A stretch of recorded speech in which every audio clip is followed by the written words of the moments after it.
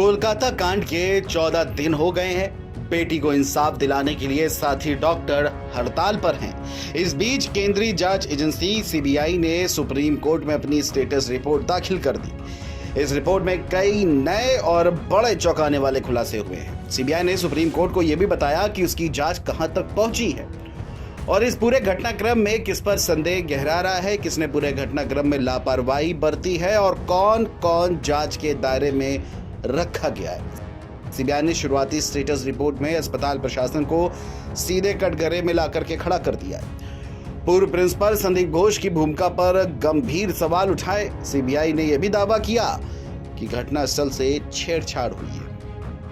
ये पूरी घटना 9 अगस्त को सामने आई थी। 31 साल की ट्रेनी महिला डॉक्टर का शव आरजी कर मेडिकल कॉलेज अस्पताल की तीसरी मंजिल पर स्थित सेमिनार हॉल में मिला था। शरीर से कपड़े गायब थे, खून बह रहा था, शरीर में चोटों के निशान थे। घटना के बाद रेजिडेंट डॉक्टर्स में नाराजगी बढ़ गई और हड़ताल पर चले गए।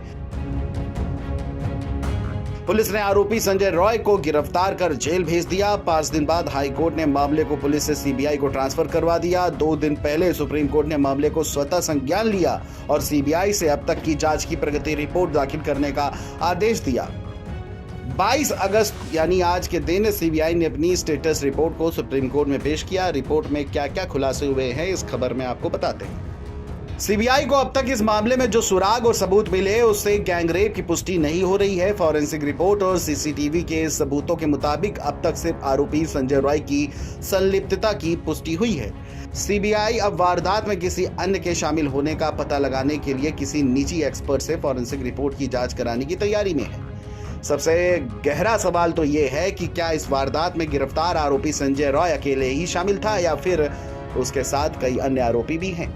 जानकारी के मुताबिक सीबीआई जांच में फॉरेंसिक रिपोर्ट के हवाले से जो तथ्य सामने आए हैं उससे संकेत मिल रहा है कि संजय रॉय ने ही दुष्कर्म और उसके बाद हत्या की वारदात को अंजाम दिया था। सीसीटीवी फुटेज की सीबीआई जांच में भी इस बात की पुष्टि हो रही है। जांच टीम ने ऑटोप्सी रिपोर्ट की स्टडी भी की है जिसके आधार पर यह सामूहिक दुष्कर्म नहीं बल्कि दुष्कर्म और मर्डर का मामला लग रहा है।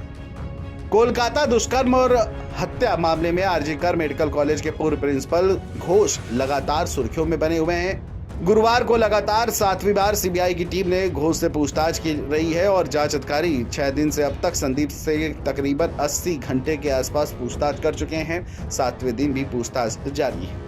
सीबीआई को घोष की ओर से खामियां मिली हैं।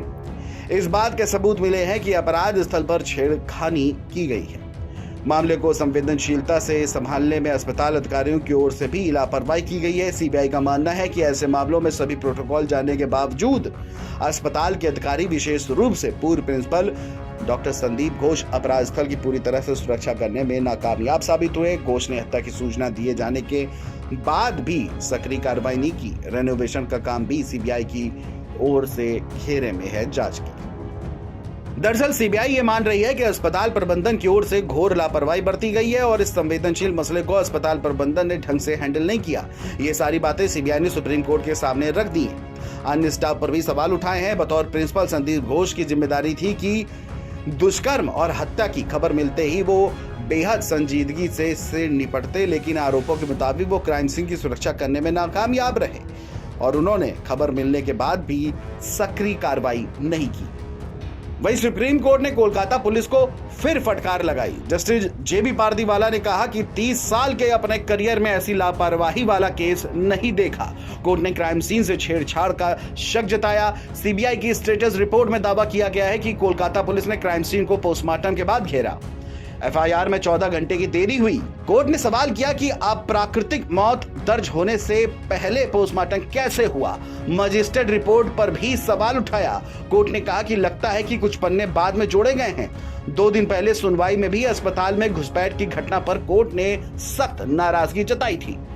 सीजेआई ने सिब्बल से पूछा, डीडी एंट्री के मुताबिक अननेचुरल डेथ सुबह 10:10 पर दर्ज की गई और फिर 11:30 रात एफआईआर दर्ज क्यों की गई? ये बात परेशान करने वाली है। एससी ने पूछा, अगर ये अननेचुरल डेथ नहीं थी तो पोस्टमार्टम क्यों किया? सुप्रीम कोर्ट ने कहा 9 अगस्त की रात 11:30 बजे एफआईआर दर्ज हुई। ये बेहद चौंकाने वाला है।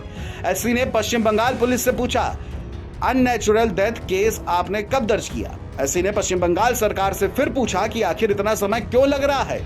जस्टिस पारदीवाला ने पूछा पोस्टमार्टम कब हुआ? सिब्बल ने कहा कि शाम तकरीबन 6:10 से 7:10 के बीच में।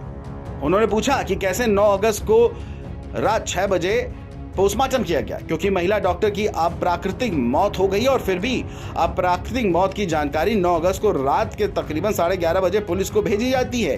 ये बहुत परेशान करने वाला है।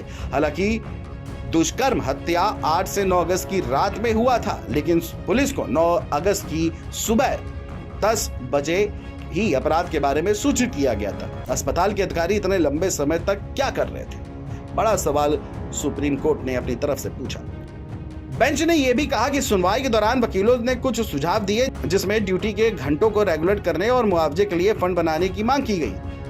हमारे द्वारा गठित विशेषज्ञ समिति यानी नेशनल टास्क फोर्स इन सुझावों पर गौर करेगी और इस मामले में एक पोर्टल ओपन किया जाए जिसमें लोग अपने सुझाव दे सके। अपने आदेश में सीजीआई ने पश्चिम बंगाल सरकार को कहा कि वो शांतिपूर्वक प्रदर्शन करने वालों पर कोई कार्रवाई नहीं करेगी।